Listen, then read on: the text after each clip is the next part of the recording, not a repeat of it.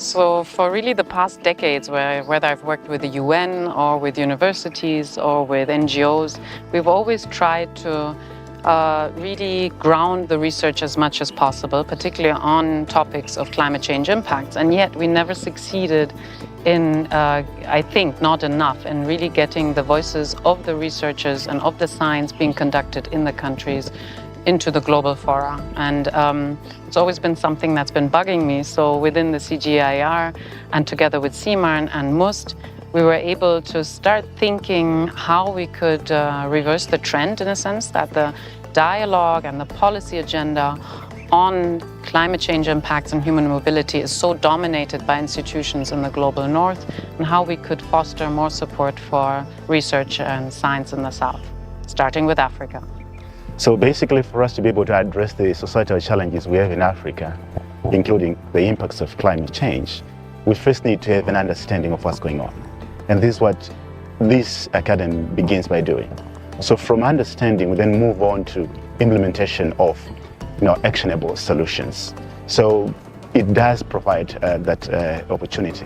This academy is out to bring together the young scholars and bring also the mentors together to write their papers, which are going to be read widely and which are visible in high impact, high visibility journals to influence policy and also scientific discourses. I'm used to doing project papers, so this was very different. So during the first day, they took us through the basics of academic writing, how to make sure you communicate clearly, because at the end of the day, not everybody's in your field, or neither everybody's your end user.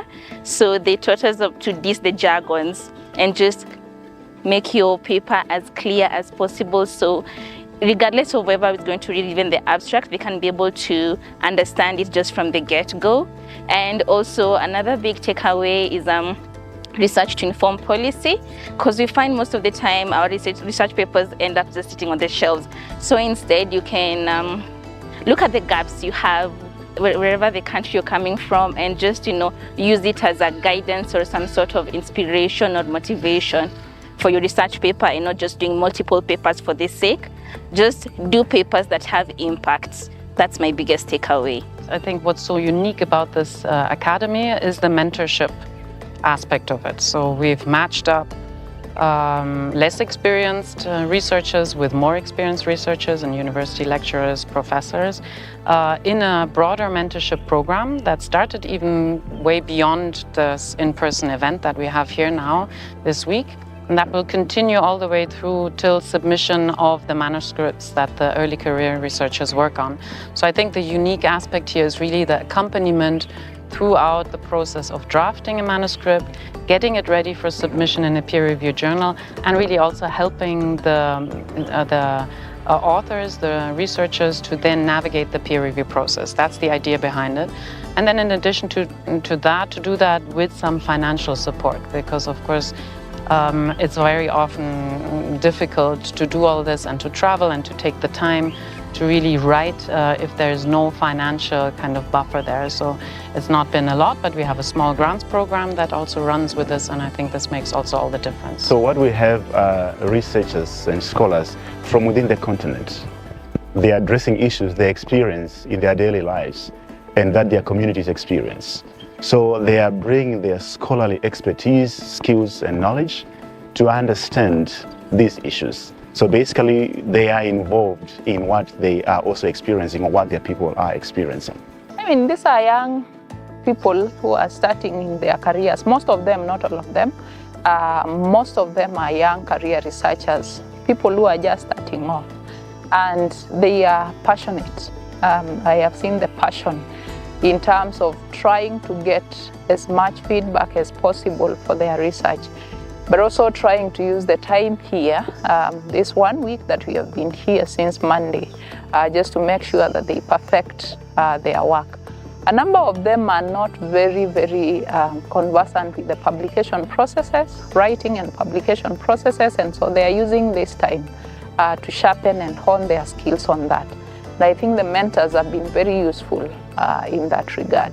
And it's also something I've come to learn during the program. It's called co-production, where as scientists and the community come together and produce new knowledge that can be used with the generations to come. So it's an interesting one, and I can't wait for you to see the final paper. What is going to happen now once we have these high quality articles are being generated and being published?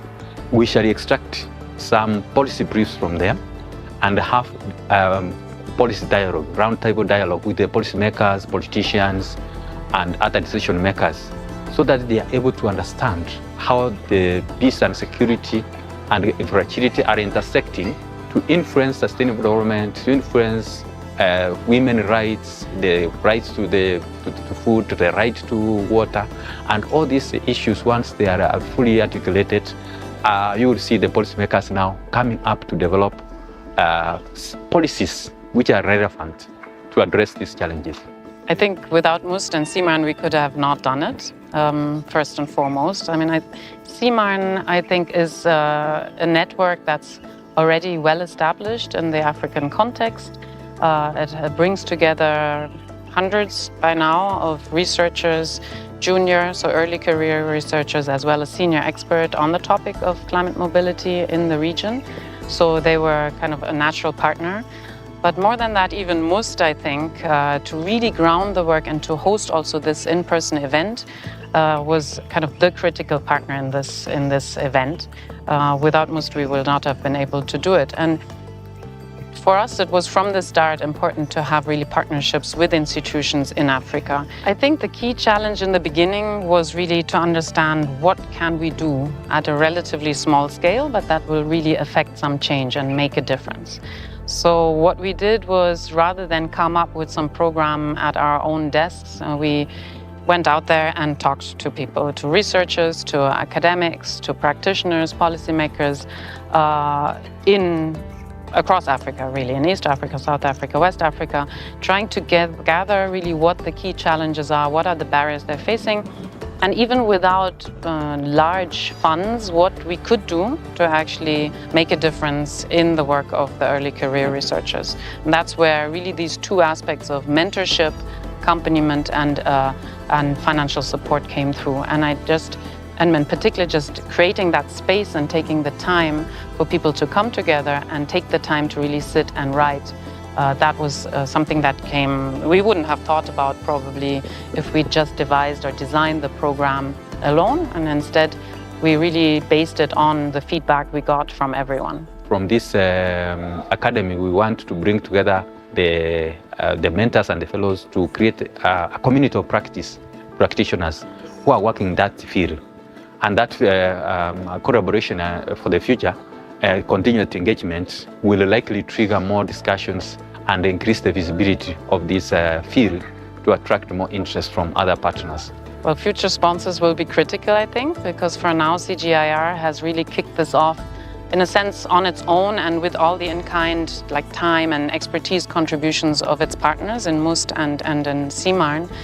But ideally, I mean, we're thinking big. We would really, and we're thinking big on the one hand, but also consistency on the other. So we do want to keep quality over quantity to some extent. So we really want to have a program that continues, that builds on lessons every time and improves.